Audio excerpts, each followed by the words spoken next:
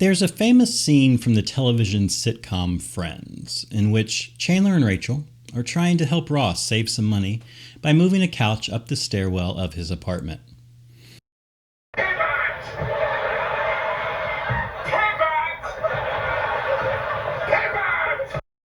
In my creative business and personal life, I've learned how important it is to pivot when I hit a wall. Structuring my work environment to allow me the flexibility to change course when necessary, and how crucial it is to offer myself some grace and kindness when I don't measure up to my own expectations. I will talk about all of this and give you an update on this week's progress in this episode of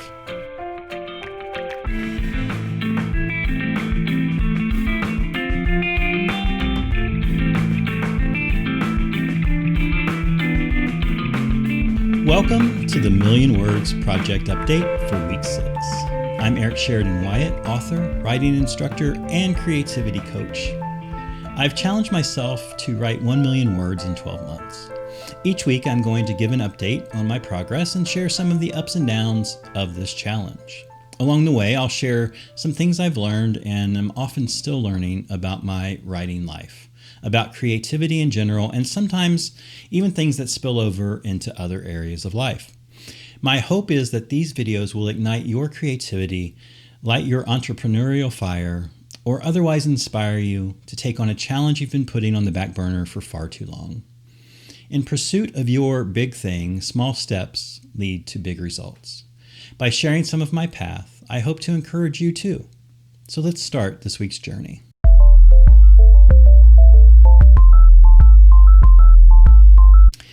Well, it was bound to happen sometime, but here I am, sharing with you the first weekly result that fell below the weekly target of 20,000 new words. This week's total was about 19,400 words, and this was an odd week creatively.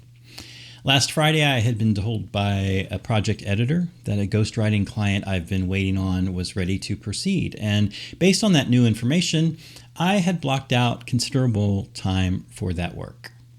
I'd planned to write about 8,000 words this week and another 4,000 next week for that project. However, as Monday rolled around, the editor let me know that the client hadn't paid the next installment for the project, and therefore I wasn't yet given a green light to move forward. Obviously, this changed the trajectory of the entire week, and I needed to recalibrate. From left to right, you'll see the journaling category was back on in the normal zone or close to it. I did some work on a nonfiction essay as demonstrated in the next column.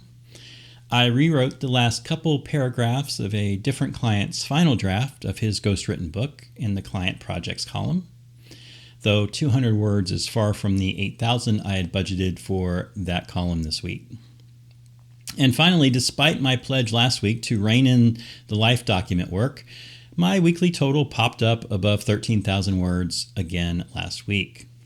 That's about double where I wanted to be, but it was also where I was feeling a lot of energy and flow, given the unexpected turn the week took.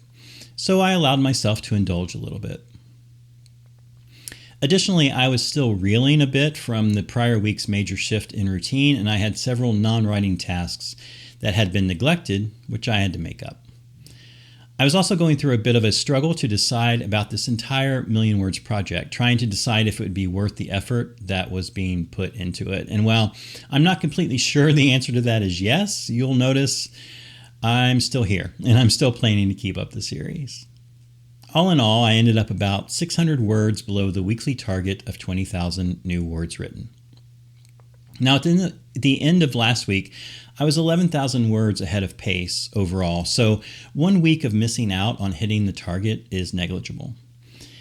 While it's not a big deal to miss the target this week, let that be a warning bell to not get too comfortable and think, this 20,000 word thing is so easy. For this week's topic, I want to talk about a few of the mindsets I employ as I push forward into the second month of counting my words, and hopefully those are some ideas you will find applicable to your life as well. So let's dive in.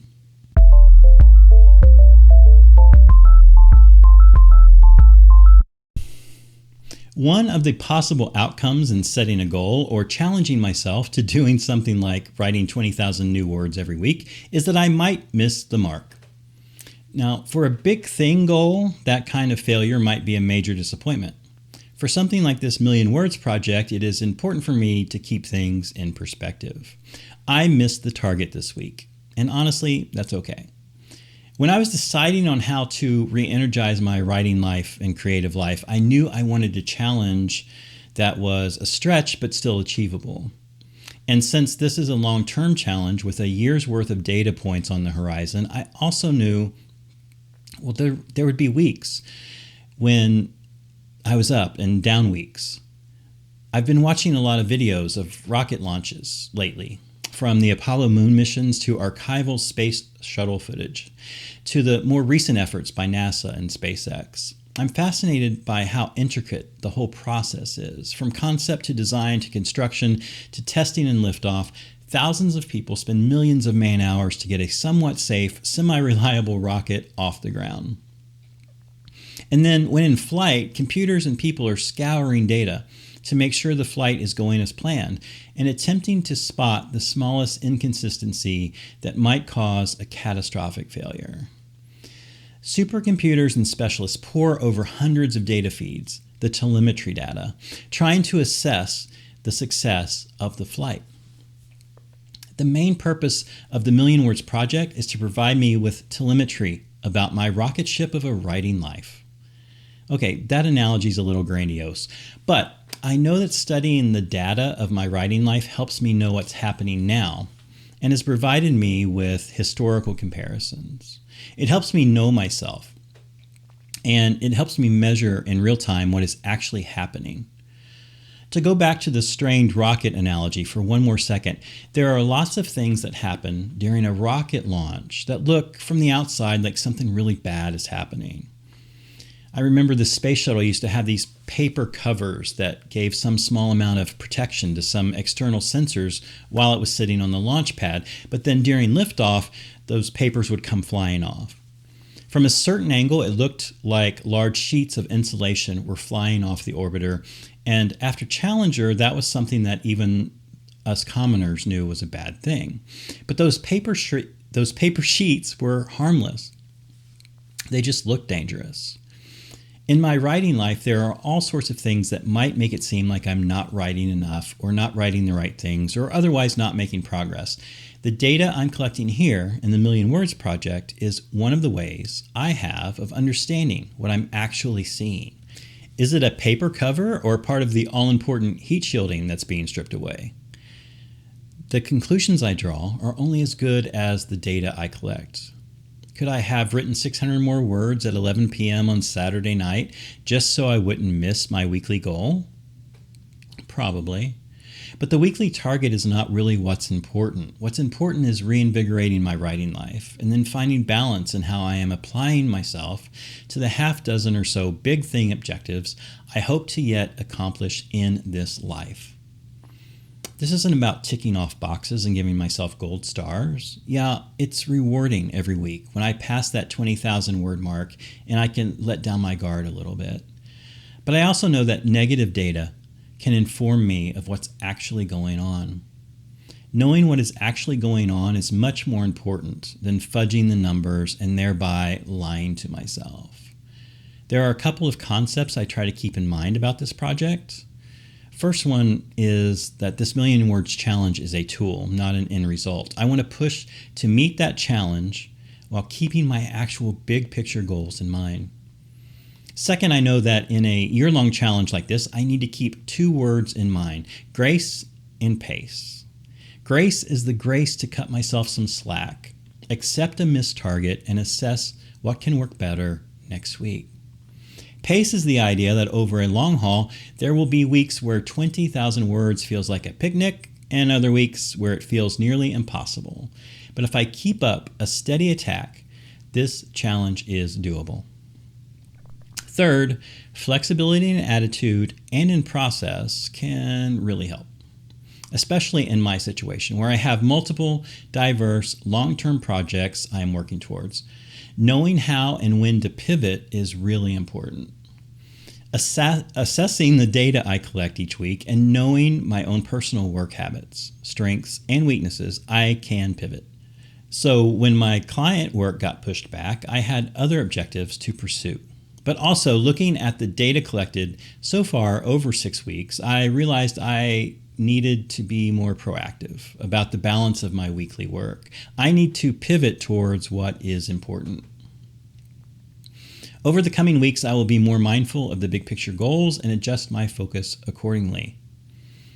Finally, given all these thoughts, I know for certain that no matter how well planned and how structured I try to make my life, there will inevitably be a week or a month where nothing goes as planned.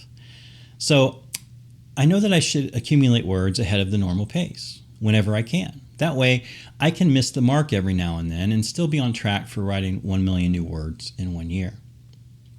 This is especially true when I find myself in a flow state, cranking out words in that mystical, almost spiritual in-between state where I'm wrestling words and co-opting my subconscious to create something unexpected. And thankfully, with renewed focus on my writing, that flow state is visiting more often. Of course, if I were talking about missing out on a bigger goal or a creative objective and I failed at, something that I failed at, that's maybe something I want to spend a little more time mourning. I've had plenty of ideas that never panned out, and even a few things I really had my heart set on achieving, but for various reasons, some out of my control and sometimes due to my own failures, those things did not come to pass. I'm not going to tell you that failure is always easy to just brush it off. But I know that when I fail at one thing, it doesn't do anyone any good, especially myself, if I wallow in that defeat. Mourn the loss and, well, yes, pivot to something else.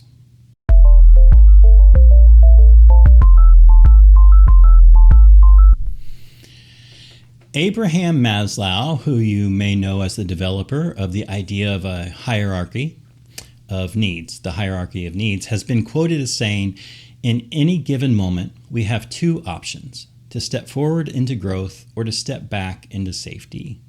One of the hardest things to do when things don't go according to plan is to adapt and work toward your desired result anyway. It's far easier to shrug and turn to Netflix or go eat a whole box of donuts. Those are just two personal examples. Sometimes we will go for the easy route. I know I do, more often than I'd care to admit. But with every setback, there's a choice. Do nothing or pivot back towards what matters. Doing nothing depresses me. Pursuing what matters is where I find energy in life.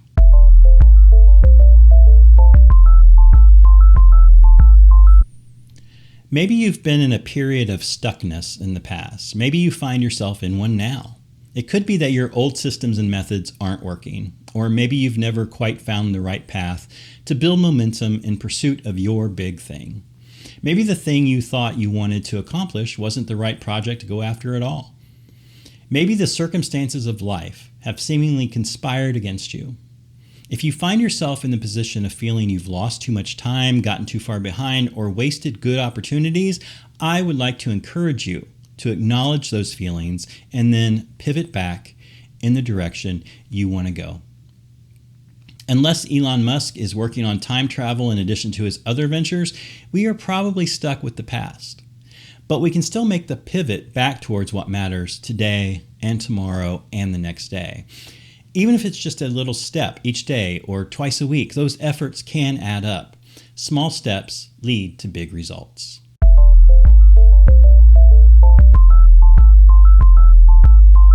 As we start to wrap up, let me give you a point to ponder this week. I'd like you to write about a time when you pivoted.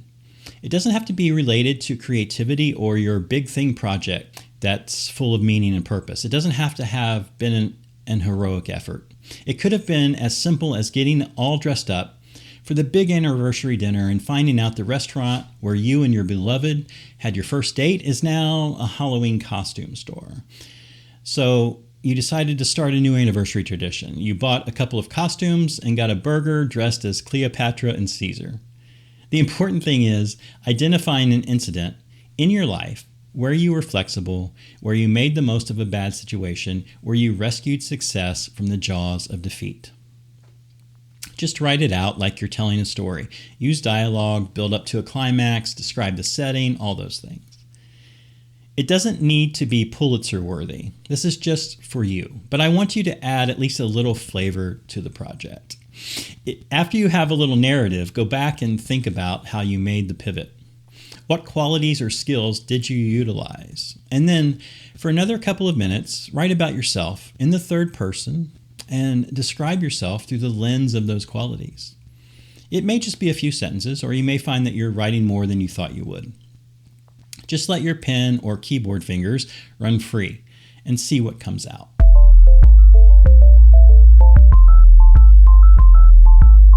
That's all for week 6. If you watched this far, I'm hoping that means you got something useful out of this video.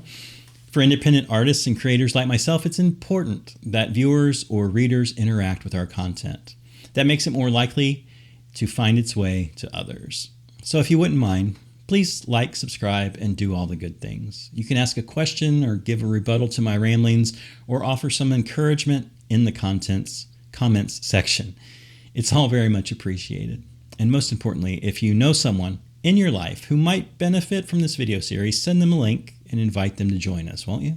If you are joining this video series partway through and want to know what is going on, who I am, and what this Million Words Project is all about, you'll find a link to the first episode which can answer those questions. Until next time, remember, your words matter. Make them count.